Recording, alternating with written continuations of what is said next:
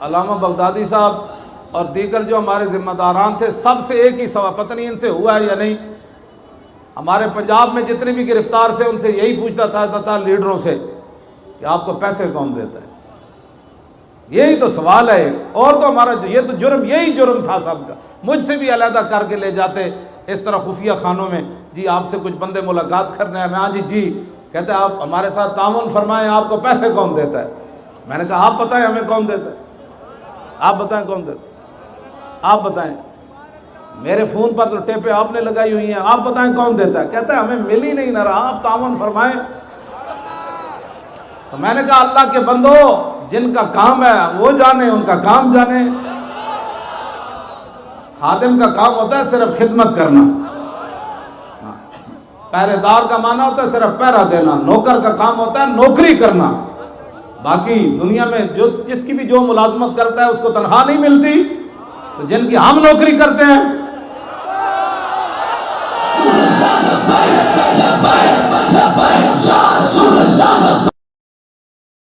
ایسے بھائی نہیں، زور لگاؤ زور لگاؤ۔ تاجدار ختم نبوت زندہ باد، ایتھو سینے جو آواز کرنی، اور تاجدار ختم نبوت، اور تاجدار ختم نبوت، تاجدار ختم نبوت، اور تاجدار ختم نبوت۔ آپ تصور کریں بھائی، حضرت ابو دجانہ ٹوٹی ہوئی ٹانگ کے ساتھ اب مسلمہ کذاب کے قلعے پر کیسے چڑھ رہے تھے، برا بن عازب ڈھال کے اوپر بیٹھ کر اندر چھلانگ کیسے لگا رہے تھے حضور کی ختم نبوت کی حفاظت کے لیے، پھر یہاں سے سینے سے آواز نکلے گی، ایسے نہیں نکلتی۔ تصور کریں صحابہ ہزاروں کی تعداد میں نعرے لگاتے ہوئے جنگ یمامہ کی طرف کیسے جا رہے تھے، بوڑھے بھی جا رہے تھے، جوان بھی جا رہے تھے، بدری بھی جا رہے تھے، نابینے بھی جا رہے تھے۔ وہ تصور سے نعرہ، ہم تو خالی نعرہ لگا رہے ہیں نا ادھر اب ٹھنڈی ہواؤں میں بیٹھ کر، ان کو پتا تھا صبح ہمارا کن سے مقابلہ ہونے والا ہے۔ اور تاجدار ختم نبوت، اور بھائی شیرو وہ جو پیچھے وہ سارے اسی طرح آواز نکالیں جس طرح یہ پہلے لوگ آواز نکال رہے ہیں، یہ آواز بچا کر کس کے لیے رکھنی ہے آپ نے؟ اور تاجدار ختم نبوت، اور تاجدار ختم نبوت، اور تاجدار ختم نبوت، اور تاجدار ختم نبوت۔ 1200 صحابہ شہید ہو گئے، 1200 شہید، جن میں 700 حافظ اور قاری، اور 10 سے 15 صحابہ صرف خالد بن ولید کے پیچھے با جماعت نماز پڑھ رہے تھے جنگ یمامہ۔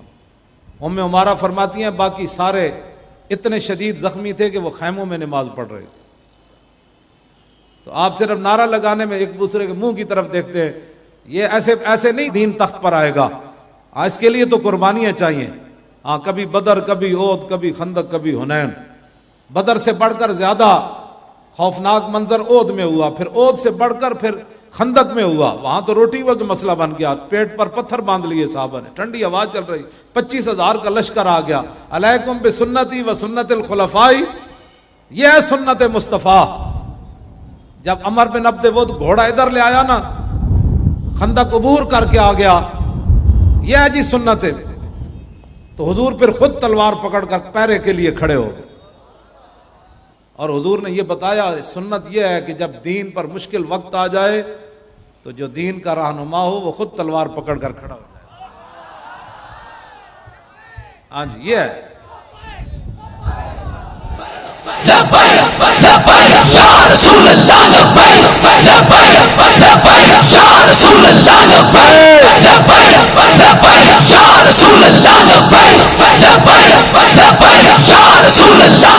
ہاں، زور کی بھی قضا ہوئی ہے، عصر کی بھی قضا ہوئی ہے، مغرب کی بھی قضا ہوئی ہے، اور پھر عشاء حضور نے صبح آخری ٹائم جا کر پڑھی۔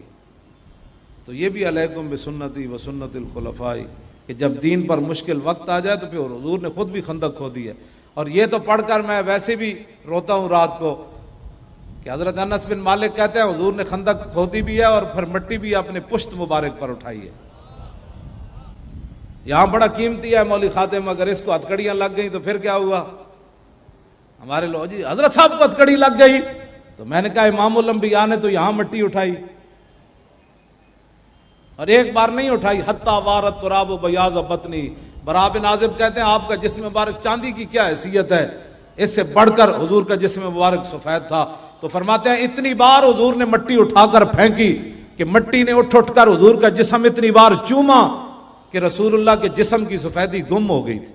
یہ نہیں کہ برکت کے لیے حضور نے اتنی ساری مٹی اٹھا کر ایسے کی ہے، حضور مٹی یہاں اٹھا کر لے جا رہے تھے. پاگل ہو جاتا ہے بندہ دو میں جہانا دے مالک امن، تو حضور مٹی تھے چک کے دین واسطے لے جامن. آج دین کے لیے اتنی پگڑی قیمتی ہو گئی، اگر یہ ڈنڈے کھاتے ہوئے اتر بھی جائے. میں جب وہ مجھے مار رہے تھے میری پگڑی واقعی اتر گئی تھی. وہ لڑکوں کو مار رہے تھے تو میں نے کہا ان کیوں مارتے ہو، مجھے مارو. تو انہوں نے پھر مجھے مارنا شروع کر دیا ہاتھوں پر اور سر پر. تو اس وقت میری پگڑی اتر گئی تھی. جب میں گاڑی میں ڈالا تو پگڑی میرے ہاتھ میں تھی. تو ہماری پگڑیاں پھر رکھی ہم نے کس کے لیے؟ اسی دن تو پگڑی کا مزہ آیا باندھنے کا کہ جب حضور کے نام پر ڈنڈے کھاتے ہوئے یہ اتر گئی تو پھر کیا کرنا ہے اس پگڑی کو اور کیا کرنا ہے.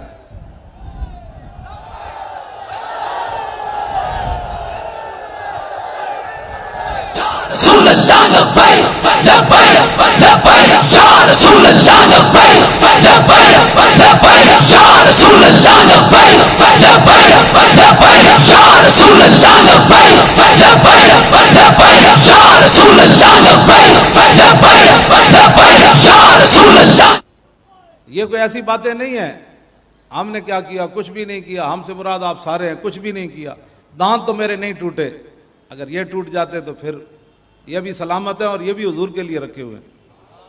میں ان کی صفائی اسی نیت سے کرتا ہوں، کبھی موقع آیا تو یہ بھی پیش کر دیں گے. ہاں میں دانتوں کو بیماری اس لیے نہیں لگنے دے رہا، بس مکمل صفائی رکھتا ہوں اپنے دانتوں کی. اور دانتوں کی صفائی مسواک کی ہے. ہاں میں نے کبھی پیسٹ استعمال نہیں کی.